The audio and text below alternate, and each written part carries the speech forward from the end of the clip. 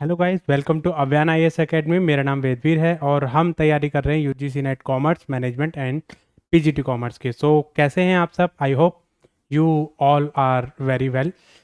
Guys, हम लोगों ने प्रीवियस क्लास में कॉस्ट एंड मैनेजमेंट अकाउंटिंग के बारे में डिस्कस किया था कि कॉस्ट अकाउंटिंग क्या होती है, मैनेजमेंट अकाउंटिंग क्या होती है, उसके वेरियस वेरियस मेथड्स के बारे में हम लोगों ने डिस्कस किया था। तो आई होप वो वीडियो आप लोगों ने ज़रूर देखी होगी। जिन लोगों ने वो वीडियो नहीं देखी है तो पहले आप प्लीज़ उन वीडियोस को ज़रूर देखें, क्योंकि ये जो क्लास है वो पहले वाली क्लास से कनेक्टेड है। तो जिन लोगों को कॉस्ट अकाउंटिंग, मैनेजमेंट अकाउंटिंग, इन सब चीज़ों के बारे में पता है वही आज की क्लास को पहले कनेक्ट कर पाएंगे। जो लोग हमारे चैनल पर न्यू हैं वो हमारे चैनल को लाइक करें, शेयर करें, सब्सक्राइब करें और जुड़े रहें हमारे साथ वीडियो के एंड तक, ताकि हम लोग आज के कॉन्सेप्ट आपको बहुत अच्छे से क्लैरिफाई कर सकें। आज का जो टॉपिक है वो बहुत ही इंपॉर्टेंट है for your examination point of view. इसमें से आपके 2 से 3 क्वेश्चन आपके आते ही आते हैं, theory as well as practical. आज की क्लास में हम लोग थ्योरी पार्ट कवर करेंगे, देन उसके बाद प्रैक्टिकल पार्ट कवर करेंगे। चलते हैं आज की क्लास में। ओके, हमारी जो यूनिट है कौन सी है? Accounting and auditing, right? किसके लिए? UGC net commerce management and PGT commerce के लिए। ये जो यूनिट है वो बहुत ही इंपॉर्टेंट यूनिट है for examination point of view, commerce के लिए भी, मैनेजमेंट के लिए भी और पीजीटी कॉमर्स वालों के लिए भी। तो इस यूनिट की जो वेटेज है वो बहुत ज़्यादा है, तो आप इस यूनिट को स्किप नहीं कर सकते हैं। चलिए, आज का जो हमारा टॉपिक है वो किस चीज़ के ऊपर है? मार्जिनल कॉस्टिंग के ऊपर। मार्जिनल कॉस्टिंग, कॉस्टिंग के बारे में हम लोग ऑलरेडी डिस्कस कर ही चुके हैं कि भाई हमारी जो कॉस्टिंग है वो क्या होती है। कॉस्टिंग का मतलब क्या होता है कि किसी भी चीज़ का हम कितना एक्सपेंसेस बियर कर रहे हैं, उस एक्सपेंसेस को बियर करने का जो हम एक अकाउंटिंग करते हैं उसको हम बोलते हैं कॉस्टिंग, राइट? कि हमने उससे रिलेटेड कितने एक्सपेंसेस बियर करे हैं डायरेक्टली या इनडायरेक्टली, तो उस चीज़ को हम बोलते हैं कॉस्टिंग। यहाँ पर हम बात करेंगे मार्जिनल कॉस्टिंग की। मार्जिनल कॉस्टिंग बहुत इंपॉर्टेंट है आपके एग्जामिनेशन पॉइंट ऑफ व्यू से, थ्योरी पॉइंट ऑफ व्यू से भी, प्रैक्टिकल पॉइंट ऑफ व्यू से भी। इसमें से कभी कभी थ्योरी आ जाती है, कभी कभी प्रैक्टिकल आ जाती है, कभी कभी बोलता है कि भाई इसका करेक्ट फॉर्मूला क्या है, कभी कभी बोल देता है कि भाई इसको जरा कैलकुलेट करके हमें बताइए कि इसमें क्या चीज़ आपकी आने वाली है, राइट? वैसे तो हम कॉस्ट के बारे में थोड़ा सा हम लोगों ने डिस्कस किया था कि भाई कॉस्ट हमारी होती क्या है। तो उसमें हम लोगों ने बताया था कि टीसी, एसी और एमसी। टीसी का मतलब क्या होता है? टोटल कॉस्ट, कि हम किसी चीज को बनाने का जितना भी खर्चा आता है उसको हम क्या बोलते हैं? Total cost. एवरेज कॉस्ट का मतलब क्या होता है? TC divided by N. ठीक है, मतलब जितने भी टोटल कॉस्ट हो रही है आ रही है उसको नंबर ऑफ यूनिट से आप डिवाइड कर दोगे तो आपको पता चल जाएगा ऑन एन एवरेज आपकी कॉस्ट जो वो कितनी आ रही है। अगर आप delta T C divided by delta N या फिर T C N minus T C N minus 1, अगर हम ये चीज़ कैलकुलेट करें तो उससे हमारी निकलती है मार्जिनल कॉस्ट। मार्जिनल कॉस्ट का मतलब क्या होता है? एक एडिशनल यूनिट को बनाने से जो हमारा टोटल कॉस्ट पे खर्चा आ रहा है, खर्चा बढ़ रहा है हमारा, उसको हम बोलते हैं मार्जिनल कॉस्ट। तो वही चीज़ हम लोग यहाँ पर डिस्कस करने वाले हैं कि कॉस्टिंग में हमारी जो मार्जिनल कॉस्टिंग है उसको हम कैसे निकालते हैं और क्या इसका यूज़ होता है, उसका नेचर क्या होता है, उसकी इंपॉर्टेंस क्या होती है। तो ये चीज़ हम लोग आज की क्लास में डिस्कस करने वाले। तो टीसी का मतलब क्या हो गया? टोटल कॉस्ट, कि हमारी जो प्रोडक्शन है, कोई भी यूनिट हमने प्रोड्यूस करी है, उस यूनिट को प्रोड्यूस करने के लिए जितना भी हमारा खर्चा आ रहा है उसको हम क्या बोलेंगे? Total cost. एवरेज कॉस्ट का मतलब क्या होता है? Total cost divided by number of unit, मतलब जितने भी टोटल कॉस्ट है उसको नंबर ऑफ यूनिट से आप डिवाइड कर दो। लेट्स से कि आपकी 100 आपकी कॉस्ट आ रही है, आपने 4 यूनिट बनाई है, तो पर यूनिट कॉस्ट कितनी आ गई आपकी? 25, राइट? तो इसको हम क्या बोलेंगे? Average cost. अगर हम ये बोले कि भाई 4 यूनिट बनाई थी तो आपका कॉस्ट आई थी 100 और 5 यूनिट बनाई तो आपकी कॉस्ट आई 120। तो डेल्टा टीसी यानी पहले 100 थी, अब कितनी हो गई? 120। तो डेल्टा टीसी कितना है? 20 डिवाइडेड बाय 1, तो ये कितना हो जाएगा आपका? 20 हो जाएगा। तो यही चीज़ हम लोग आज की क्लास में डिस्कस करने वाले हैं कि जो मार्जिनल कॉस्टिंग है उसकी क्या इंपॉर्टेंस होती है और क्यों हम इसको कैलकुलेट करते हैं। तो आज हम लोग बात करेंगे किसके बारे में? मार्जिनल कॉस्टिंग के बारे में। क्या होती है पहले इसके बारे में देखते हैं। देखो, मार्जिनल कॉस्टिंग एक कॉस्टिंग का एक मेथड है जिसमें हम लोग ये कैलकुलेट करते हैं कि भाई हमारी जो वेरिएबल कॉस्टिंग है वो कितनी आ रही है। तो मार्जिनल कॉस्टिंग को हम वेरिएबल कॉस्टिंग भी कह देते हैं। तो यहां पर क्या है, which only variable cost are accumulated. ठीक है, तो यहां पर मार्जिनल कॉस्टिंग का दूसरा नाम वेरिएबल कॉस्टिंग भी होता है। तो यहां पर हम ये कह सकते हैं कि marginal costing include only variable cost, right. So यहां पर कॉस्ट पर यूनिट जो है वो एसरटेन करते हैं on the basis of variable cost. तो कई बार एक बार ये भी क्वेश्चन आया था कि आपकी जो मार्जिनल कॉस्टिंग है वो कौन कौन सी कॉस्ट को इंक्लूड करती है, fix cost, total cost, marginal cost, variable cost. तो यहां पर जो है हमें ध्यान रखना है कि मार्जिनल कॉस्टिंग जो है वो सिर्फ और सिर्फ वेरिएबल कॉस्टिंग को ही ध्यान में रखती है, राइट। तो मार्जिनल कॉस्टिंग का मतलब क्या हो गया कि it is the variable cost that is taken by the direct labour, direct material और डायरेक्ट एक्सपेंसेस। इसके बारे में हम लोगों ने लास्ट क्लास में डिस्कस किया था, जिसमें मैंने आपको एलिमेंट ऑफ कॉस्ट के बारे में बताया था। तो element of cost can be divided into 3 various part. One is material, labour और expenses. All these element can be divided into 2 different section, direct or indirect. So we can say that material can be divided into 2 different part, direct material or indirect material. Labor can also be divided into 2 different part, direct labor or indirect labor. Similarly, in the way of expenses also can be divided into 2 different part, direct expenses or indirect expenses. As we know that all the direct cost like your direct material, direct labor, direct expenses all can be summed up as the prime cost, and all the indirect cost can be summed up as the overhead, right. So यहाँ पर हम direct expenses और इनके बारे में जो है वो इन सब चीज़ों को हम कैलकुलेट कर सकते हैं और देख सकते हैं कि भाई हमारी जो कॉस्ट आ रही है वो कितनी आ रही है। तो यहाँ पर हमने एक चीज़ देखी क्या, कि यहाँ पर हम किस चीज़ के बारे में डिस्कस करेंगे, ओनली वेरिएबल कॉस्टिंग के बारे में डिस्कस करेंगे। तो हम ये भी कह सकते हैं कि मार्जिनल कॉस्ट का मतलब क्या होता है कि it is the effect of profit और चेंज इन वॉल्यूम और type of output by the differentiating the fix cost and the variable cost. तो हम ये भी कह सकते हैं कि भाई हमारी जो वेरिएबल कॉस्ट है और जो फिक्स कॉस्ट है उसमें हमारा कितना कितना डिफरेंसेस आ रहा है, तो उससे हम वेरिएबल कॉस्टिंग को कैलकुलेट करके हम मार्जिनल कॉस्टिंग को कैलकुलेट कर सकते हैं, या ये देख सकते हैं कि भाई हमारी जो मार्जिनल कॉस्ट है वो कितनी आ रही है उस चीज को कैलकुलेट करने के लिए। ठीक है, तो यहां पर जो मार्जिनल कॉस्टिंग है वो बहुत ही इंपॉर्टेंट टेक्निक है अपनी जो मैनेजरियल प्रॉब्लम है उसको सॉर्ट आउट करने के लिए, और जितने भी डिसीजंस हैं उनको लेने के लिए हमारी जो मार्जिनल कॉस्टिंग है वो बहुत इंपॉर्टेंट है। तो यहां पर बेसिकली हम क्या करते हैं कि जितने भी हमारा मैनेजरियल डिसीजन होते हैं और मैनेजमेंट मेकिंग डिसीजन जो होते हैं, मैनेजमेंट जो भी डिसीजन लेती है वो आपके इसके बेसिस पर ही लेती है। मतलब मैनेजमेंट पहले इन कॉस्टिंग को कंसीडर करती है और देखती है whether we are able to understand और कैलकुलेट और रिकवर आर वेरिएबल कॉस्टिंग और नॉट। ठीक है, तो यहां पर हमारा जो है वो कितना कितना एरिया कंट्रीब्यूट कर रहा है, तो ये हमारा जो मार्जिनल कॉस्टिंग है वो बहुत ही इंपॉर्टेंट एरिया कंट्रीब्यूट करता है while management is going to take decision, or in another word we can say that while management is going to make decision it also need to consider the marginal costing, right.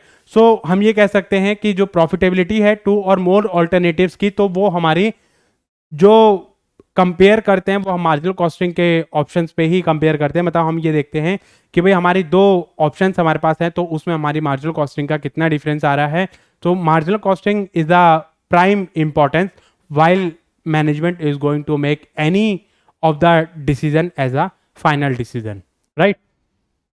तो हम ये कह सकते हैं कि जो variable cost है उसको हम कैसे कैसे चार्ज करेंगे और फिक्स कॉस्ट को हम कैसे चार्ज करेंगे। तो यहाँ पर जो फिक्स कॉस्ट है उसको हम पीरियड कॉस्ट की तरह कंसीडर करते हैं और जो वेरिएबल कॉस्ट है उसको हम मार्जिनल कॉस्ट की तरह कंसीडर करते हैं। तो कई बार ये भी क्वेश्चन पूछा गया है कि in the marginal costing fix cost can be consider as, तो उसको फिक्स कॉस्ट को हम जो है रिटर्न ऑफ करेंगे, ठीक है, और उसको हम जब कंसीडर करेंगे तो वहां पर हम उसको रिटर्न ऑफ करके पीरियड कॉस्ट में उसको कंसीडर कर लेंगे। तो यहाँ पर मार्जिनल कॉस्ट का मतलब क्या हुआ, जितने भी हमारी direct material, direct labour, direct expenses और वेरिएबल ओवरहेड हमारे जितने भी हैं उन सबको मिला के हमारी क्या बनेगी, मार्जिनल कॉस्ट। ठीक है, तो यहाँ पर डायरेक्ट मटेरियल क्या हुआ हमारा, डायरेक्ट मटेरियल का मतलब वो हुआ कि वो मटेरियल जो हम डायरेक्टली किसी प्रोडक्शन या किसी प्रोडक्ट से एसोसिएटेड है उसकी कॉस्ट डायरेक्टली हम उससे चार्ज कर सकते हैं, तो उसको हम क्या बोलेंगे, डायरेक्ट मटेरियल। ऐसा ही मतलब अगर आपकी कोई लेबर डायरेक्टली एसोसिएटेड है किसी पर्टिकुलर प्रोडक्ट की प्रोडक्शन से लेके, so that is known as direct labour. और सिमिलरली अगर कोई ऐसा एक्सपेंसेस है जो डायरेक्टली किसी एक पर्टिकुलर यूनिट के लिए ही किया गया है तो उसको हम क्या बोलेंगे, डायरेक्ट एक्सपेंसेस। और ऐसे ही आपका वेरिएबल ओवरहेड भी होता है। तो इन सबको अगर मैं सम अप कर दूं तो वो मेरा क्या बन जाएगा, मार्जिनल कॉस्ट बन जाएगा। ठीक है, तो हम ये कह सकते हैं कि जो मार्जिनल कॉस्ट है वो क्या होती है, लास्ट यूनिट प्रोड्यूस, यानी cost of last unit produce. एक एडिशनल यूनिट को बढ़ाने के लिए या एक एडिशनल यूनिट को बनाने के लिए हमारा जितना भी एक्सपेंसेस होता है या जितना भी एडिशनल बर्डन हमारे ऊपर आ रहा है, तो जिसकी वजह से हमारी जो टोटल कॉस्ट चेंज हो रही है, तो उसको हम क्या बोल देंगे, मार्जिनल कॉस्ट बोल देते हैं। ठीक है, so it is the cost of one more और one less unit produce beside the existing level of production. मतलब एग्जिस्टिंग लेवल ऑफ प्रोडक्शन से एक यूनिट एक्स्ट्रा बनाने के लिए या एक यूनिट कम बनाने के लिए हमारी जो टोटल कॉस्ट में चेंज आएगा, यानी change in total cost due to change in output. ठीक है, तो हमारी जो टोटल कॉस्ट में जो चेंज आएगा due to change in output, और हम जितना भी वन एडिशनल यूनिट को बनाने के लिए जो टोटल कॉस्ट में चेंजेस कर रहे हैं या जो चेंजेस हमारे आ रहे हैं उसको कॉस्ट को कंसीडर करने के लिए हम क्या बोलेंगे, मार्जिनल कॉस्ट। ठीक है, ये चीज समझ आई आपकी। ठीक है, जैसे फॉर एग्जांपल एक मैन्युफैक्चरिंग फर्म है, एक्स यूनिट प्रोड्यूस करती है एट अ कॉस्ट ऑफ 300। ठीक है, तो उसने नंबर ऑफ मतलब एक्स यूनिट प्रोड्यूस करी, कितनी कॉस्ट आई उसकी, 300। एक्स प्लस 1 करी तो उसकी कॉस्ट कितनी आई, 320। राइट, तो यहां पर आप मुझे ये बताइए कि मार्जिनल कॉस्टिंग उसकी कितनी आएगी, 320 माइनस 300 यानी 20, और एडिशनल यूनिट कितनी बढ़ाई है, एक्स प्लस 1 माइनस एक्स, तो एक्स से एक्स कट गया यानी 1, तो ये कितनी आ जाएगी आपकी, 20 आ जाएगी। तो 20 क्या हो जाएगी यहाँ पे, मार्जिनल कॉस्टिंग हो जाएगी। ठीक है, तो मार्जिनल कॉस्ट जो है very directly with the volume of production और marginal cost per unit remain the same. तो वैसे तो ये जो है मार्जिनल कॉस्ट वेरी करती है with the level of output, लेकिन पर यूनिट की अगर हम बात करें तो पर यूनिट जो है वो सेम रहता है at the level of output. ठीक है, तो यहां पर हमारी जो प्राइम कॉस्ट है वो आती है। It consist of prime cost, ये मैंने आपको बताया ही था कि प्राइम कॉस्ट में जितनी भी हमारी डायरेक्ट कॉस्ट होती है वो सारी हमारे प्राइम कॉस्ट में आती है, जैसे डायरेक्ट मटेरियल, डायरेक्ट लेबर और डायरेक्ट एक्सपेंसेस, ये सब हमारे जो है वो किस में आते हैं, प्राइम कॉस्ट में आते हैं। तो हम ये कह सकते हैं कि जो मार्जिनल कॉस्ट है उसमें हमारी प्राइम कॉस्ट इंक्लूड होती है। जैसे एक बार स्टेटमेंट में ये क्वेश्चन आया था कि प्राइम कॉस्ट इंक्लूड या marginal cost include prime cost. ठीक है, तो ये चीज आपकी इसमें आई थी। तो हम ये कह सकते हैं कि मतलब हमारी जो डायरेक्ट मटेरियल, डायरेक्ट लेबर और जितने भी हमारे ऑल वेरिएबल ओवरहेड जो हमारे आते हैं वो सारे किस में कंसीडर करे जाएंगे, हमारी मार्जिनल कॉस्टिंग में कंसीडर करे जाएंगे। तो उनको कंसीडर करने के बाद ही हम आगे की जो वैल्यू है उसको हम कैलकुलेट कर सकते हैं, देख सकते हैं कि भाई हमारा जो वैल्यू है वो कितनी आ रही है। तो यहाँ पर हम बात करेंगे मार्जिनल कॉस्टिंग के फीचर्स के बारे में कि मार्जिनल कॉस्टिंग क्या होती है और कैसे उसके जो है उसको हम यूज करते हैं। तो मार्जिनल कॉस्टिंग जो है वो हमारी कॉस्ट क्लासिफिकेशन में हमारी हेल्प करती है। कैसे हेल्प करेगी हमारी, देखो हमने जो टोटल कॉस्ट है, टोटल कॉस्ट को हमने जो है वो दो पार्ट में डिवाइड कर दिया, वेरिएबल कॉस्ट और हमारी फिक्स कॉस्ट। तो यहाँ पर हम किसको कंसीडर कर रहे हैं, वेरिएबल कॉस्ट को हम कंसीडर करें। तो वेरिएबल कॉस्ट में आपकी जो है डायरेक्ट मटेरियल, डायरेक्ट लेबर और डायरेक्ट एक्सपेंसेस, ठीक है, या वेरिएबल ओवरहेड, तो ये चीज आपकी यहां पर कंसीडर हो जाती है। उसके बाद नेक्स्ट है आपका मैनेजरियल डिसीजन। मतलब ये जो मार्जिनल कॉस्टिंग जब हम यूज करते हैं तो वो हमें मैनेजमेंट के डिसीजन लेने में हमारी हेल्प करती है और बताती है कि भाई जब भी मैनेजमेंट कोई डिसीजन लेती है तो वहां पर हमारा जो मैनेजरियल डिसीजन है that must be based on the marginal costing. ठीक है, तो ये जो डिसीजन है वो हमारे किस पे बेस्ड होते हैं, मार्जिनल कॉस्टिंग पे बेस्ड होते हैं। तो मैनेजमेंट जब भी कोई डिसीजन लेगी तो मार्जिनल कॉस्टिंग को या मार्जिनल कॉस्ट को कंसीडर करने के बाद ही डिसीजन लेगी। इन्वेंट्री वैल्यूएशन, जब मैनेजमेंट कोई इन्वेंट्री वैल्यूएशन करती है तब भी मार्जिनल कॉस्टिंग का बहुत इंपॉर्टेंट होती है कि भाई हमारी इन्वेंट्री वैल्यूएशन जो है वो किस लेवल पे हम कर रहे हैं, फीफो है, लीफो है, तो हमारे बहुत सारे मेथड्स होते हैं। जब उन मेथड्स को कंसिडर करेंगे तो वहां पर भी मार्जिनल कॉस्टिंग का हमारा यूज होता है। ठीक है, जब हम प्राइस डिटरमाइन करेंगे, किसी भी चीज़ का हम प्राइस डिटरमाइन करते हैं, चाहे वो हम सेलिंग प्राइस डिटरमाइन करें, ठीक है, तो उसमें हम जो है प्राइस हमारा क्या रहने वाला है, तो उसमें हम वेरिएबल कॉस्ट को मेजर इंपॉर्टेंस देते हैं कि वेरिएबल कॉस्ट हमारी कितनी आ रही है। तो उसके हिसाब से हम ये चीज़ कंसीडर करते हैं कि भाई हमारी जो वेरिएबल कॉस्टिंग है वो कितनी आ रही है, और प्राइस हम उसके अकॉर्डिंगली ही डिटरमाइन करेंगे। ठीक है, कंट्रीब्यूशन कैलकुलेशन, देखो जब हम कंट्रीब्यूशन को कैलकुलेट करेंगे तब भी हमारा जो है वेरिएबल कॉस्टिंग या मार्जिनल कॉस्टिंग की इंपॉर्टेंस होती है। चलो मैं थोड़ा सा आइडिया मैं आपको दे देता हूं। ये हमारी सेल्स है, सेल्स में से वेरिएबल कॉस्ट आप माइनस कर दो तो आपका क्या आ जाएगा, कंट्रीब्यूशन आ जाएगा। कंट्रीब्यूशन में से आप फिक्स कॉस्ट माइनस कर दो तो आपका क्या आ जाएगा, प्रॉफिट आ जाएगा। तो कंट्रीब्यूशन जब हम कैलकुलेट करेंगे तो उस टाइम पे हमें वेरिएबल कॉस्ट की ज़रूरत पड़ेगी। तो बिना वेरिएबल कॉस्ट के हम कंट्रीब्यूशन कैलकुलेट नहीं कर सकते, या फिर हमारे पास अगर ये एलिमेंट दे रखे प्रॉफिट प्लस फिक्स कॉस्ट कर दो, आप प्रॉफिट प्लस फिक्स कॉस्ट कर दो तब भी आपकी कंट्रीब्यूशन आ जाती है। लेकिन अगर आपको सेल्स और वेरिएबल कॉस्ट दोनों दे रखी है तब भी आप जो वो कंट्रीब्यूशन को कैलकुलेट कर सकते हैं। इससे रिलेटेड मैं क्वेश्चन आपको करवाऊंगा, तब ये चीज़ आपको और अच्छे से समझ आएगी। लेकिन फिलहाल आप ये समझो कि जो मार्जिनल कॉस्टिंग है वो हमारे कंट्रीब्यूशन के कैलकुलेशन करने के लिए बहुत ही ज़्यादा ज़रूरी होती है। चलिए, तो मार्जिनल कॉस्टिंग का और भी कई सारे नाम होते हैं, जैसे कंट्रीब्यूटरी कॉस्टिंग। कंट्रीब्यूटरी कॉस्टिंग क्यों, क्योंकि यहाँ से सेल्स में से हम वेरिएबल कॉस्ट को माइनस करेंगे तो हमारा क्या आ जाएगा, कंट्रीब्यूशन आ जाएगा। तो कंट्रीब्यूशन कैलकुलेट करने में मार्जिनल कॉस्टिंग का बहुत बड़ा हाथ होता है, तो इसलिए हम उसको कंट्रीब्यूटरी कॉस्टिंग भी कह देते हैं। ठीक है, नेक्स्ट आती है आपकी वेरिएबल कॉस्टिंग। वेरिएबल कॉस्टिंग का मतलब क्या होता है कि जो वेरी करती है with the level of output. तो यहाँ पर हमारा जो है वेरिएबल कॉस्टिंग भी हम मार्जिनल कॉस्टिंग को बोल देते हैं।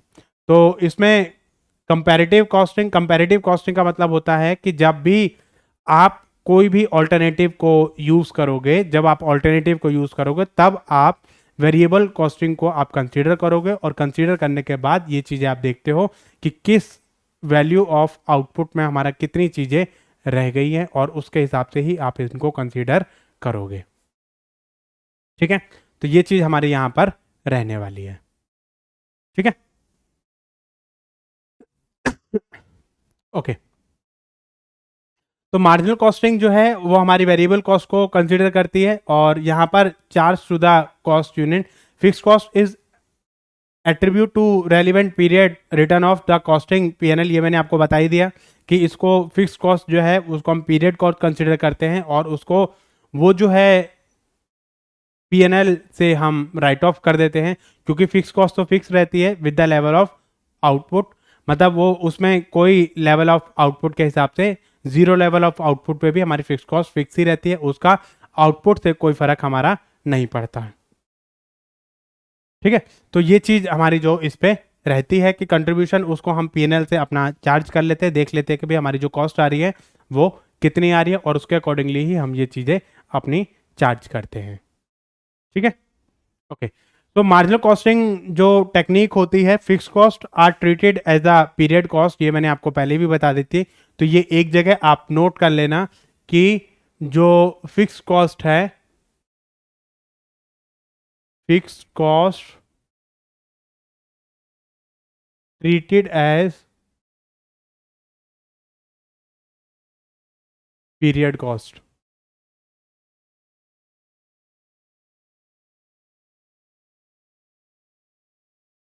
तो यहाँ पर जो मार्जिनल कॉस्टिंग है उसमें हम जो फिक्स कॉस्ट है उसको हम क्या मानेंगे, फिक्स कॉस्ट को हम पीरियड कॉस्ट मानेंगे। ठीक है, तो ये चीज हमारी इसमें आ जाती है। आई होप ये चीज समझ आ गई होगी आपको। चलिए, अब इसी से मिलती जुलती एक और टर्म हमारी आती है जिसको हम बोलते हैं एब्जॉर्प्शन कॉस्टिंग। ये भी हमारी इससे मिलती जुलती टर्म है। आई होप ये टर्म आपको पता होगी। किस किस को पता है ये टर्म, जरा बताइए। देखो जो हमारी एब्जॉर्प्शन कॉस्टिंग होती है ये भी इसी से मिलती जुलती कॉस्ट होती है। मतलब वहां पर हम ये देखते हैं कि टोटल कॉस्ट कितनी एब्जॉर्ब हुई है हमारी ड्यूरिंग द प्रोडक्शन प्रोसेस। तो यहां पर आपकी fix cost as well as variable cost दोनों कॉस्ट को हम यहां पर कंसीडर करते हैं। तो क्या बताता है, under the absorption costing technique the variable cost plus fix cost are charge to the cost unit. और मार्जिनल कॉस्टिंग में हम क्या चार्ज करते हैं, ओनली वेरिएबल कॉस्ट चार्ज करते हैं। और एब्जॉर्प्शन कॉस्टिंग में variable cost plus fix cost दोनों को हम चार्ज करते हैं। तो under the absorption costing technique fix cost is treated as the product cost. तो यहां पर हमारी जो कॉस्ट है उसको फिक्स कॉस्ट को हम क्या करेंगे, यहां पर ये जो टेक्निक है फिक्स कॉस्ट और वेरिएबल कॉस्ट दोनों को हम क्या कंसीडर करेंगे, प्रोडक्ट कॉस्ट कंसीडर करेंगे। तो आप एक चीज ये समझ लो कि मार्जिनल कॉस्टिंग में हम जो फिक्स कॉस्ट है उसको हम क्या कंसीडर करते हैं, पीरियड कॉस्ट कंसीडर करते हैं। और एब्जॉर्प्शन कॉस्टिंग में हम फिक्स कॉस्ट को क्या कंसीडर करते हैं, प्रोडक्ट कॉस्ट कंसीडर करते हैं। ठीक है, तो यहां पर हमारी जो कॉस्ट है उसको हम क्या कंसीडर करेंगे, उसको हम प्रोडक्ट की कॉस्ट कंसीडर करेंगे। तो हम ये कह सकते हैं कि कॉस्ट ऑफ फिनिश गुड, जहां इन्वेंट्री हम कैलकुलेट करेंगे तो उसमें direct material, direct labour, direct overhead, direct expenses, ठीक है, तो ये सारी चीजें तो आपकी आएंगी ही आएंगी, प्लस आपका जो फिक्स मैन्युफैक्चरिंग ओवरहेड है वो भी हम यहां पर कंसीडर करते हैं। पहले वाले में वेरिएबल मार्जिनल कॉस्टिंग जो थी उसमें वेरिएबल मैन्युफैक्चरिंग ओवरहेड हम वहां पर कंसीडर करते थे, लेकिन जो एब्जॉर्प्शन कॉस्टिंग है उसमें हम fix variable fix manufacturing overhead को हम यहाँ पर कंसीडर करते हैं। तो आई होप ये चीज़ समझ आ गई होगी आपको। इसमें ये चीज़ जो है वो बहुत इंपॉर्टेंट है, इससे रिलेटेड कई बार आपके जो स्टेटमेंट काइंड ऑफ क्वेश्चन है वो आपके आ जाते हैं। कई बार आपसे पूछ लेता है कि भाई आप जरा बताइए कि भाई इसमें किसको क्या कंसीडर करते हैं और किसको हम वेरिएबल कॉस्ट कंसीडर करते हैं और किसको हम जो है प्रोडक्ट कॉस्ट कंसीडर करते हैं। तो ये चीज़ आपको ध्यान रखनी है। वेरिएबल कॉस्ट तो दोनों में आएगी, मार्जिनल कॉस्टिंग में आएगी और एब्जॉर्प्शन कॉस्टिंग में भी आएगी, लेकिन जो पंगा है आपका फिक्स कॉस्ट का, फिक्स कॉस्ट जो है सिर्फ एब्जॉर्प्शन कॉस्टिंग में आएगी और वहां पर जो है उसको हम नेग्लिजिबल मान लेते हैं। ठीक है, तो एब्जॉर्प्शन कॉस्टिंग का दूसरा नाम क्या है, फुल कॉस्टिंग, क्योंकि फुल कॉस्टिंग में आपका जो है टोटल कॉस्ट जो निकलेगी आपकी कैसे निकलेगी, fix cost plus variable cost, दोनों को मिला के आपकी जो टोटल कॉस्ट जो निकलेगी, आपकी total cost is equal to fix cost plus variable cost. ठीक है, और यहाँ पर जो है फुल एब्जॉर्प्शन मेथड यानी फुल कॉस्ट को हम एब्जॉर्ब करेंगे और देखेंगे भाई हमारी जो कॉस्ट आ रही है वो कितनी आ रही है और उसके अकॉर्डिंगली हमारे क्या क्या चीज़ें यहाँ पर रहने वाली है। ठीक है, बात करते हैं मार्जिनल कॉस्टिंग और एब्जॉर्प्शन कॉस्टिंग के डिफरेंस की। ठीक है, तो आई होप कुछ डिफरेंस आपको क्लियर हो गए होंगे। कुछ हम यहाँ पर देखते हैं। देखिए क्या कहता है, only variable cost is charge to the product and inventory valuation. ये मैंने आपको पहले भी बताया था कि जब हम मार्जिनल कॉस्टिंग की बात करते हैं तो वहां पर हम सिर्फ वेरिएबल कॉस्ट को ही चार्ज करेंगे, फिक्स कॉस्ट को हम चार्ज नहीं करेंगे। लेकिन जब हम एब्जॉर्प्शन कॉस्टिंग की बात करेंगे तो वहां पे टोटल कॉस्ट की बात करेंगे, और टोटल कॉस्ट की जब हम बात करेंगे तो वहां पे variable cost plus fix cost दोनों कॉस्ट को हम यहाँ पर कंसीडर करते हैं। ठीक है, तो यहाँ पे फिक्स कॉस्ट और वेरिएबल कॉस्ट दोनों कॉस्ट को हम चार्ज करेंगे, और cost of product and inventory valuation की जब हम बात करेंगे तो उसमें fix cost plus variable cost दोनों कॉस्ट को हम चार्ज करते हैं। ठीक है, fix cost is not included in the cost of product, ये मैंने आपको बता ही दिया। इसको हम ट्रांसफर कर देते हैं कहां पर, पीएनएल में, और पीएनएल से हम इसको चार्ज कर लेते हैं। लेकिन यहां पर फिक्स कॉस्ट जो है वो इंक्लूड करी जाएगी total cost of the product. तो फिक्स कॉस्ट को हम कंसीडर करते हैं कॉस्ट ऑफ द प्रोडक्ट के बारे में। ठीक है, stock is valuate only at the variable cost. तो यहाँ पर स्टॉक वैल्यूएशन जो है लोअर रहती है मार्जिनल कॉस्टिंग में देन एब्जॉर्प्शन कॉस्टिंग में। ऑब्वियस सी बात है कि जहां पर आप सिर्फ वेरिएबल कॉस्ट को कंसीडर करें तो इसकी जो कॉस्ट रहेगी वो कम रहेगी, स्टॉक की जो वैल्यूएशन है वो आपकी कम आएगी। लेकिन ओपनिंग एंड क्लोजिंग वैल्यूएशन जो है वो टोटल कॉस्ट पे रहेगा, जिसमें हम फिक्स कॉस्ट और वेरिएबल कॉस्ट दोनों कॉस्ट को कंसीडर करेंगे और उसके अकॉर्डिंगली ही चीज़ों को हम देखते हैं कि भाई हमारी जो कॉस्ट आ रही है वो कितनी आ रही है। तो यहाँ पर आपकी जो कॉस्ट रहती है वो हमेशा हायर रहती है। एक बार इससे भी रिलेटेड स्टेटमेंट आई थी कि valuation of stock in marginal costing is always higher than the valuation of the absorption costing. तो आपको ये बताना था कि ये जो स्टेटमेंट है वो सही है या गलत है। ठीक है, तो ये वाली जो स्टेटमेंट है वो आपकी गलत है, क्योंकि आपकी जो मार्जिनल कॉस्टिंग है उसमें वैल्यूएशन आपकी जो रहती है वो ओनली मार्जिनल वेरिएबल कॉस्टिंग पे ही रहती है, और इसमें जो आपकी रहती है वो टोटल कॉस्टिंग पे रहती है। तो एब्जॉर्प्शन कॉस्टिंग में हमेशा जो वैल्यूएशन रहेगी वो ज़्यादा रहेगी, उस स्टॉक की जो वैल्यू रहेगी वो ज़्यादा रहेगी, और मार्जिनल कॉस्टिंग में जो वैल्यू रहेगी वो आपके इसके अकॉर्डिंगली कम रहती है। ठीक है, प्रॉफिटेबिलिटी जो जज करते हैं हम, contribution made by the various product और सर्विसेज। प्रॉफिटेबिलिटी जो मेजर करेंगे वो वेरियस प्रोडक्ट और डिपार्टमेंट, मतलब यहाँ पर जो प्रॉफिटेबिलिटी जज करी जाती है वो आपके कंट्रीब्यूशन के बेसिस पे करी जाती है, और यहाँ पर जो करी जाती है वो इसके प्रॉफिट अर्न बेसिस पे करी जाती है। ठीक है, यहाँ पर जो मेजर रोल रहता है वो किसका रहता है, कंट्रीब्यूशन का रहता है, कि भाई हमारा जो कंट्रीब्यूशन है वो कितना है और कितने किसके हिसाब से हम कैलकुलेट कर रहे हैं। लेकिन यहाँ पर जो है एब्जॉर्प्शन कॉस्टिंग की हम बात करें तो वहां पर जो कॉस्ट है वो आपकी किस पे जाती है, वो आपकी प्रॉफिट बेस पे जाती है, मतलब प्रॉफिट कितना हम अर्न कर रहे हैं उसके अकॉर्डिंगली हम यहाँ पर कैलकुलेट करेंगे। बात करते हैं एडवांटेज ऑफ मार्जिनल कॉस्टिंग की, मतलब हमारा जो एडवांटेज है वो क्या रहता है मार्जिनल कॉस्टिंग का, क्यों हम मार्जिनल कॉस्टिंग को पढ़ते हैं। ठीक है, सिंप्लीफाइड प्राइसिंग पॉलिसी, हमारी जो प्राइसिंग पॉलिसी है उसको थोड़ा सा सिंप्लीफाई कर देता है, थोड़ा सा नहीं इवन काफी हद तक उसको सिंप्लीफाई कर देता है, और उसमें हमारी हेल्प करेगा कि भाई किस तरीके से हमारी जो वैल्यू है वो इसमें कंसीडर करी जाएगी, मतलब हम अपनी पॉलिसीज को किस बेसिस पे और कैसे क्या क्राइटेरिया रहेगा हमारा पॉलिसीज को लेके, वो चीज हमारी यहाँ पर कंसीडर करी जाती है। प्रॉपर रिकवरी ऑफ ओवरहेड, हमारी जो रिकवरी है ओवरहेड की वो हम किस किस तरीके से करेंगे, क्योंकि हमारे जितने भी डायरेक्ट मटेरियल, डायरेक्ट लेबर और आपकी डायरेक्ट कॉस्टिंग जो है उसको हम डायरेक्टली जो है वो कंसीडर करेंगे, और वहां पर देखते हैं कि क्या हम अपनी जो वेरिएबल कॉस्टिंग है उसको हम रिकवर कर पा रहे हैं या नहीं कर पा रहे, तो वो चीज़ हम लोग यहाँ पर देखेंगे। It shows the realistic profit, मतलब यहाँ पर आपका जो रियलिस्टिक प्रॉफिट है उसको कंसीडर करने में हमारी हेल्प करता है, मतलब रियलिस्टिक प्रॉफिट को ही यहाँ पर ये कंसीडर करेगा, क्योंकि फिक्स कॉस्ट तो आपके फिक्स रहती है। ठीक है, उसका तो लेवल ऑफ आउटपुट पे कोई फर्क नहीं पड़ता है। ठीक है, अपना लेवल ऑफ आउटपुट चाहे हम बढ़ाएं चाहे अपना लेवल ऑफ आउटपुट घटाएं तो उसका यहाँ पे कोई फर्क नहीं पड़ने वाला है। So how much to produce marginal costing help in the preparation of the break-even analysis? Sorry, देखो क्या कहता है कि हमें कितना जो है प्रोड्यूस करना चाहिए कि हमारी जो कॉस्ट है वो रिकवर हो जाए। देखो हमने प्रोडक्शन भी करी और हमारी कॉस्ट भी रिकवर नहीं हुई तो हमारा कोई फायदा नहीं है प्रोडक्शन करने का, तो एटलीस्ट हमारी जो कॉस्ट है वो तो रिकवर हो ही जाए। प्रॉफिट अगर नहीं भी आ रहा है तब भी कोई दिक्कत वाली बात नहीं है, लेकिन एटलीस्ट हमारी जो कॉस्ट है वो तो हमारी रिकवर होनी ही चाहिए। तो यहाँ पर हमारी जो बात है वो क्या है कि हम जो है ब्रेक इवन एनालिसिस के लिए या ब्रेक इवन एनालिसिस को फाइंड आउट करने के लिए हमें इन चीज़ों को कंसीडर करना पड़ेगा, देखना पड़ेगा कि भाई हमारी कौन कौन सी चीज़ें इसमें आती हैं।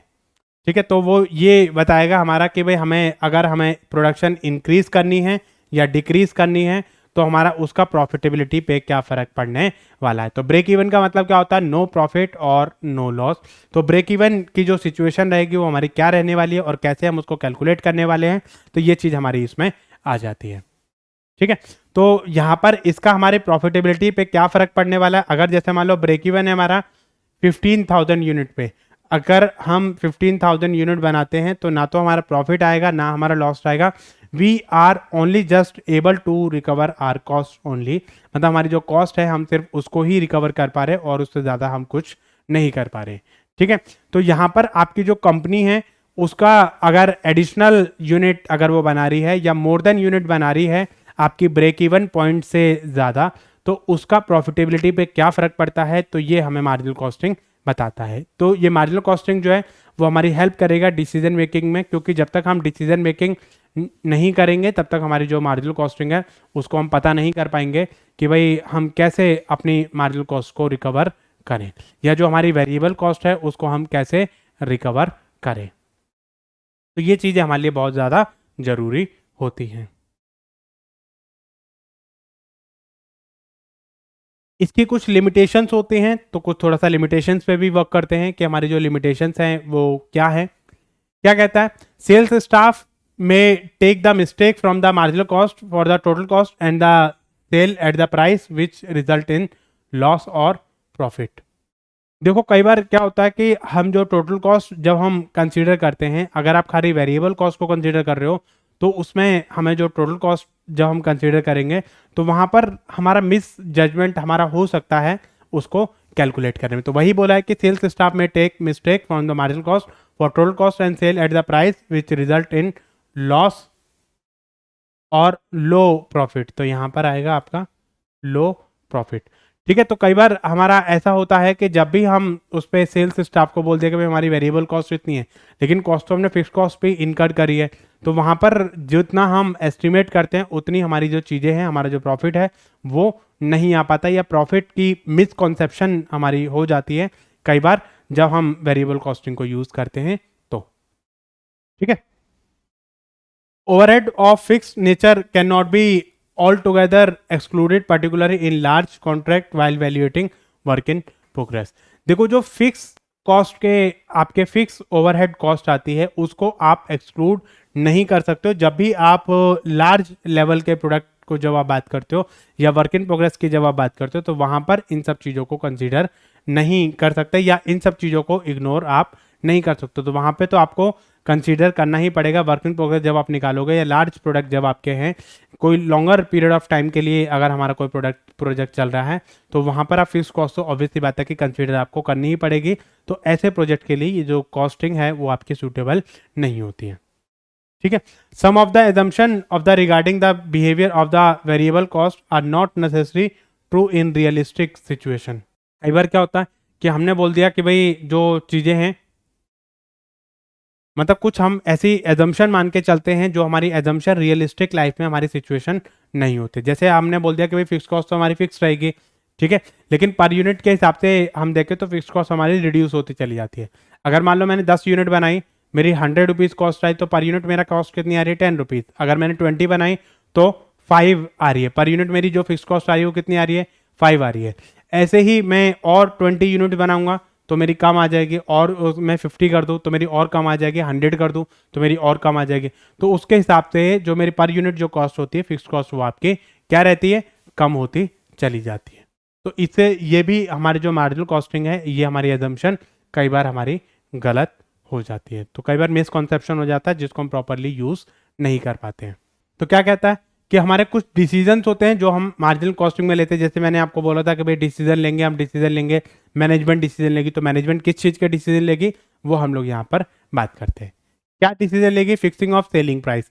मतलब जब मैनेजमेंट अपना सेलिंग प्राइस फिक्स करेगी तो वहाँ पर ये कंसीडर करेगी कि हमारी जो वैल्यू रहेगी वो क्या रहेगी और किस हिसाब से हम उसको कैलकुलेट करेंगे।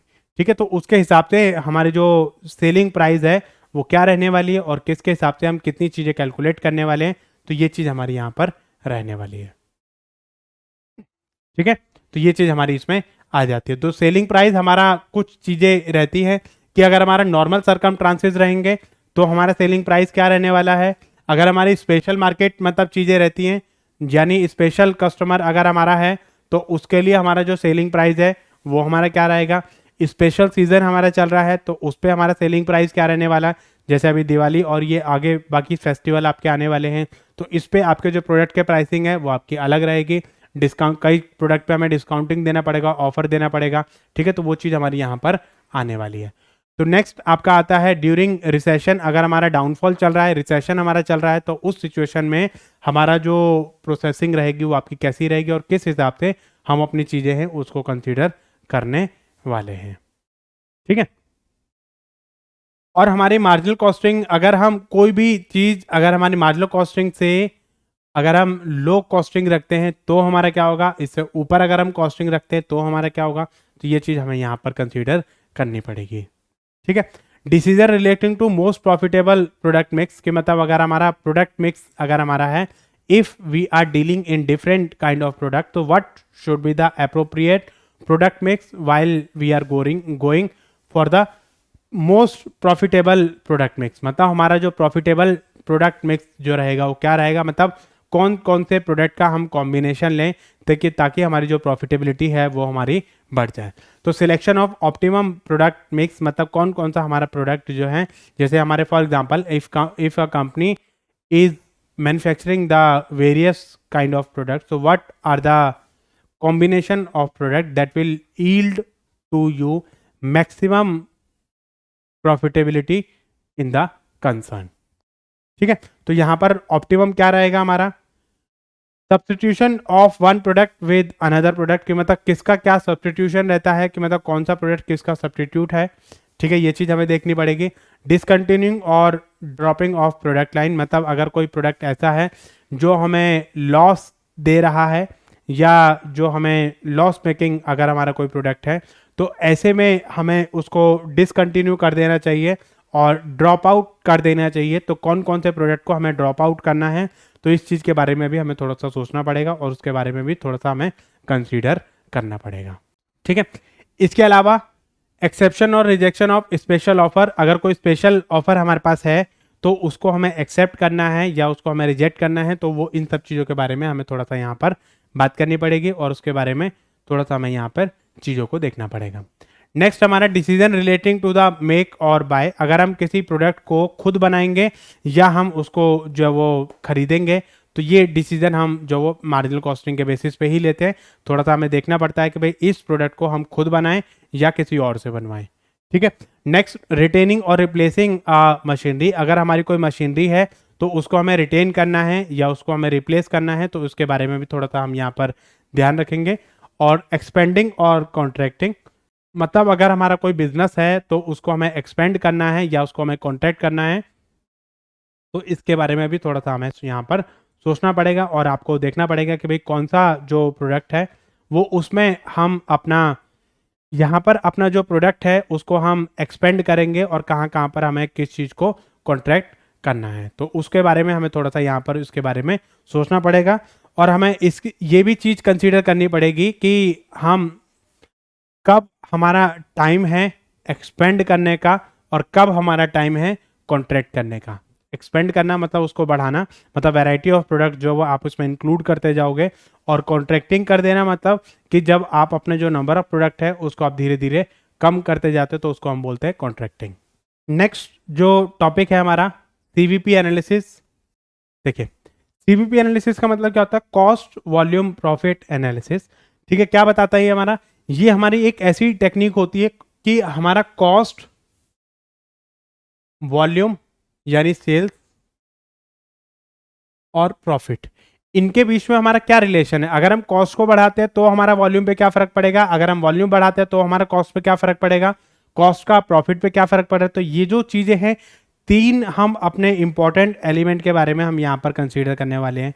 क्या क्या कंसीडर करने वाले हैं, हम बात करेंगे यहाँ पर कॉस्ट वॉल्यूम और प्रॉफिट के बारे में, कि हम अगर अपना प्रोडक्शन बढ़ाते हैं तो हमारा कॉस्ट पे क्या फर्क पड़ेगा और हमारा जो प्रॉफिट है उस पर क्या फर्क पड़ने वाला है, तो उसके हिसाब से हम यहाँ पर चीज़ें कंसीडर करने वाले हैं। ठीक है, तो यहाँ पर ये टेक्निक्स हमारी होती है जिसके थ्रू मैनेजमेंट जो है वो डिसाइड करती है कि हमारी जो कॉस्ट प्रॉफिट जो है वो अफेक्ट होते हैं with the volume of change in business activity. मतलब अगर हम अपना लेवल ऑफ आउटपुट अगर हम बढ़ाते हैं, उसको बढ़ाते हैं या घटाते हैं, तो उसका हमारी कॉस्ट पे या हमारे होने वाले प्रॉफिट पे क्या फर्क पड़ने वाला है। तो यही चीज़ जो वो हम यहाँ पर देखते हैं। तो मैनेजर को ये चीज़ें पता होनी चाहिए कि हमारा सीवीपी एनालिसिस जो क्या कहता है कि अगर हम एडिशनल यूनिट बढ़ाते हैं या एडिशनल प्रोडक्शन करते हैं तो हमारा प्रॉफिट बढ़ेगा या घटेगा, या कॉस्ट हमारी बढ़ेगी या कॉस्ट हमारी घटेगी। तो ये जो चीज़ें हैं वो उसके बारे में हमें यहाँ पर कंसीडर करना पड़ेगा और हमें देखना पड़ेगा कि भाई कौन कौन सा राइट कॉम्बिनेशन है हमारा, कि इस कॉम्बिनेशन को अगर हम यूज करते हैं तो this is the optimum combination so that we can maximise our profit. तो हम अपना जो मैक्सिमम टू मैक्सिमम प्रॉफिट है उसको हम कंसीडर कर सकते हैं और देख सकते हैं कि भाई हमारी कितनी कॉस्ट यहाँ पर रहने वाली है और उसके हिसाब से हम कितनी चीज़ों को कंसीडर करने वाले हैं। ठीक है, तो यहाँ पर हम ये देखते हैं कि भाई ऑपरेटिंग कंडीशन हमारी क्या है, इकोनॉमिक एनवायरनमेंट हमारा क्या कहता है और हमारा जो रिलेशनशिप कैसे हैं बाकी वेरिएबल्स के, कि अगर हम एक वेरिएबल में चेंज करेंगे तो दूसरे वेरिएबल में भी हमारा ऑटोमेटिकली चेंज आ ही जाएगा। तो उस चेंज का हमारा क्या फर्क पड़ता है, कैसे हमारा जो वैल्यू ऑफ आउटपुट है वो हमारी चेंज होगी और वैल्यू ऑफ आउटपुट चेंज होने की वजह से हमारा जो वॉल्यूम है उस पर क्या फर्क पड़ेगा और हमारी जो कॉस्ट है और जो प्रॉफिटेबिलिटी है उस पर हमारा क्या फ़र्क पड़ने वाला है, तो यही चीज़ हम यहाँ पर डिस्कस करेंगे। चलिए, तो सीवीपी एनालिसिस जो है वो बेसिकली ये मैंने आपको बताया कि यहाँ पर 3 वेरिएबल हमारे होते हैं। कौन कौन से आपके रहेंगे हमारे? एक तो कॉस्ट रहेगी, वॉल्यूम रहेगा और हमारा प्रॉफिट रहेगा। तो यहाँ पर हमारे 3 चीज़ें हमारी इंपॉर्टेंट रहने वाली हैं। क्या क्या रहेंगे? हमारा कॉस्ट, वॉल्यूम और प्रॉफिट। ये 3 हमारे इंपॉर्टेंट एलिमेंट हैं जो कि हमारे इसमें यहाँ पर कंसीडर करे जाएंगे। तो यहाँ पर ये जो एनालिसिस है वो तीनों के बीच में रिलेशनशिप को रिप्रेजेंट करेगा, जो कि हमारा ये बताएगा कि कॉस्ट, रेवेन्यू और हमारा एक्टिविटी लेवल हमारा क्या होना चाहिए, कि मतलब किस एक्टिविटी लेवल पे हम काम करें ताकि हमारी जो कॉस्ट है वो इतनी आए, कॉस्ट कम आए और हमारी जो प्रॉफिटेबिलिटी है वो बढ़ जाए। ठीक है, तो जिसकी वजह से हम ये देखते हैं कि भाई हमारा जो रिलेशनशिप है, प्रॉफिटेबिलिटी है, उस पर हमारा क्या फ़र्क पड़ने वाला है और कैसे वो आगे इंक्रीज होगा या डिक्रीज होने वाला है। तो वही चीज़ हम यहाँ पर कंसीडर करने वाले हैं। तो यहाँ पर ये जो है ये बहुत ही इंपॉर्टेंट डिसीजन होता है बजटिंग के लिए और प्रॉफिट प्लानिंग के लिए। ठीक है, ताकि मैनेजमेंट जो वो ये कंसीडर कर सके कि अगर हमें इस लेवल पे काम करना है या इस लेवल ऑफ आउटपुट पे हमें काम करना है, तो हमारा जो प्रोडक्शन है वो हमारी कितनी होनी चाहिए, हमारी जो कॉस्ट है वो कितनी होनी चाहिए, और उसके हिसाब से हमारा जो आगे आने वाले टाइम के लिए फ्यूचर में हम कितनी प्रोडक्शन पे काम करें ताकि हमारी जो प्रॉफिट है वो इतना आए। अगर हमें इतना प्रॉफिट कमाना है तो हमें कितनी यूनिट सेल करनी पड़ेगी, अगर हम इतनी यूनिट सेल करेंगे तो हमारा प्रॉफिट कितना आएगा। तो ये चीज़ हम यहाँ पर कंसीडर करते हैं। तो यहाँ पर ये जो है कुछ इम्पैक्ट हमारे रहते हैं जिसकी वजह से हमारा नेट प्रॉफिट चेंज होता है। तो नेट प्रॉफिट हमारा कैसे चेंज होगा? Change in selling price. अगर हमारा सेलिंग प्राइस चेंज हो जाएगा तो हमारा जो नेट प्रॉफिट है वो ऑटोमेटिकली चेंज हो जाएगा।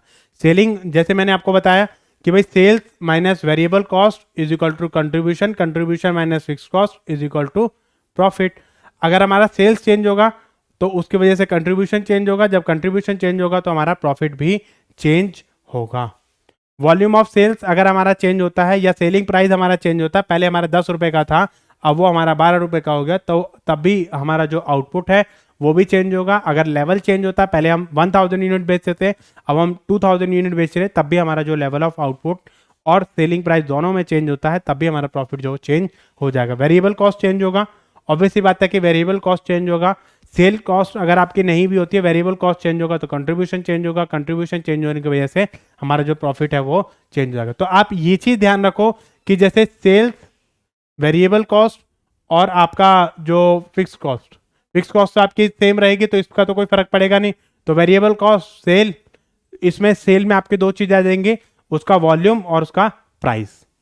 ठीक है, और उसके बाद चेंज इन फिक्स कॉस्ट, अगर हमारी फिक्स कॉस्ट भी चेंज हो जाती है। ठीक है, अब मान लो फिक्स कॉस्ट पहले हमारी 10,000 थी, अब हमारी 15,000 हो गई, तो उसमें हमारा जो लेवल ऑफ आउटपुट है तो उस पर भी हमारा फ़र्क पड़ जाएगा, हमारा जो प्रॉफिटेबिलिटी है उस पर भी हमारी फ़र्क पड़ जाएगा। तो इन सब चीज़ों का हमारे जो वैल्यू है उस पर फ़र्क पड़ता है, क्योंकि ये सब चीज़ें हमारे वॉल्यूम पे इम्पैक्ट करेंगी।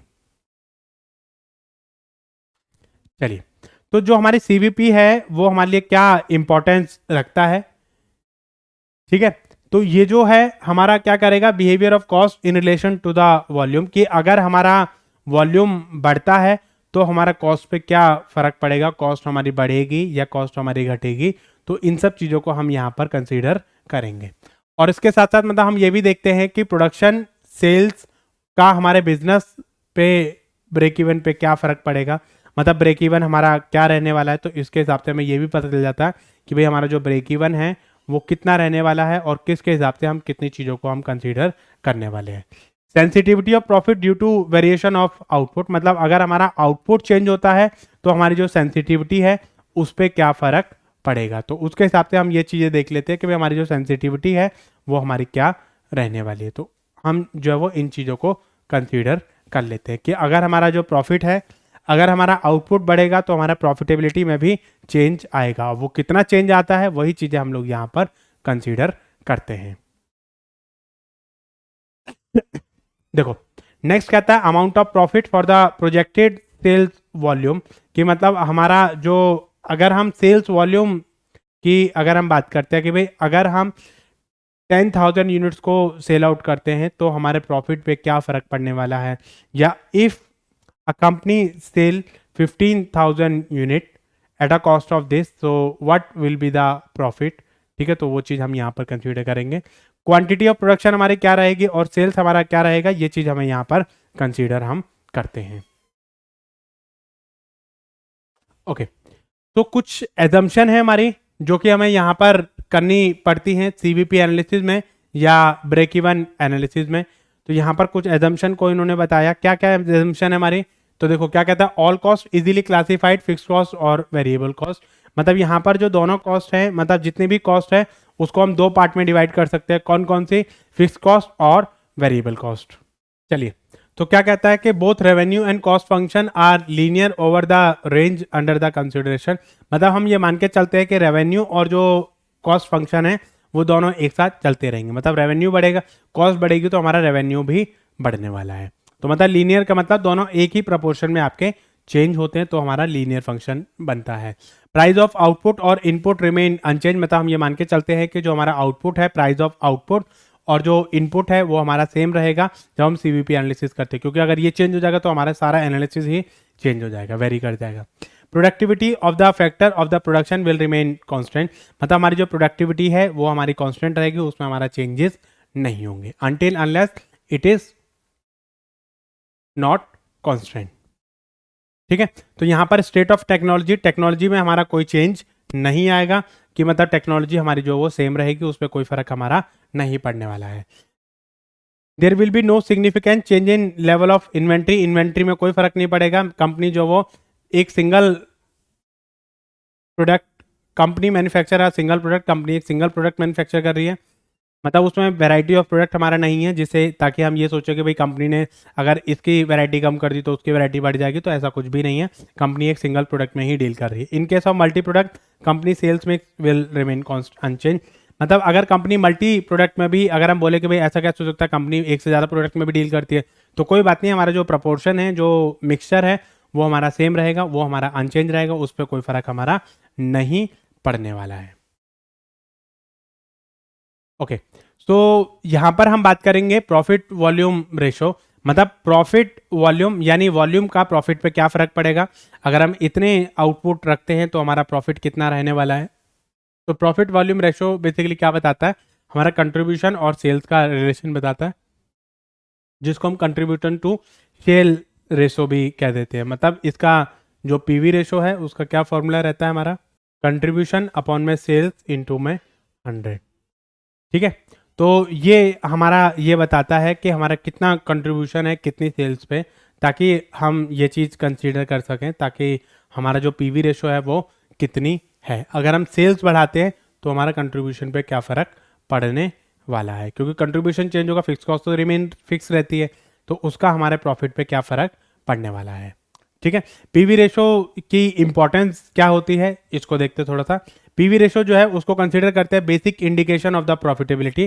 ठीक है, जब हमें प्रॉफिटेबिलिटी चेक करनी है तो सबसे पहले हम पीवी रेशो को ही कैलकुलेट करते हैं और उसके अकॉर्डिंगली ही बाकी के जो फैक्टर है उनको कंसीडर करते हैं। Higher the PV ratio better for the business. तो यहाँ पर हम ये कह सकते हैं कि जो हमारी पीवी रेशो जितनी ज़्यादा होगी उतना ही बढ़िया माना जाएगा एक कंपनी के लिए। पीवी रेशो जितनी कम होगी उतना ही जो वो कंपनी को ये माना जाता है कि भाई कंपनी जो वो उतनी प्रॉफिटेबिलिटी अर्न नहीं कर रही है।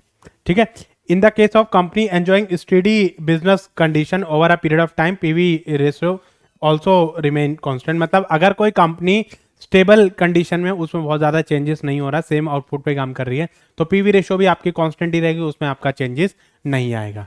ठीक है, ऐसे ही if PV ratio improve it will result in the better profit. तो सिंपल सी बात, एक चीज ध्यान रखना कि अगर पीवी रेशियो बढ़ेगा, तो अगर बिजनेस में जैसे हमारा आउटपुट बढ़ेगा तो हमारा जो पीवी रेशियो है, अगर प्रॉफिट वॉल्यूम अगर आपका बढ़ेगा, मतलब वॉल्यूम आपका बढ़ेगा, तो प्रॉफिटेबिलिटी भी आपकी बढ़ने वाली है। तो पीवी रेशियो जितनी बढ़िया रहेगी उतना ही आपका बेटर माना जाता है एक ऑर्गेनाइजेशन को।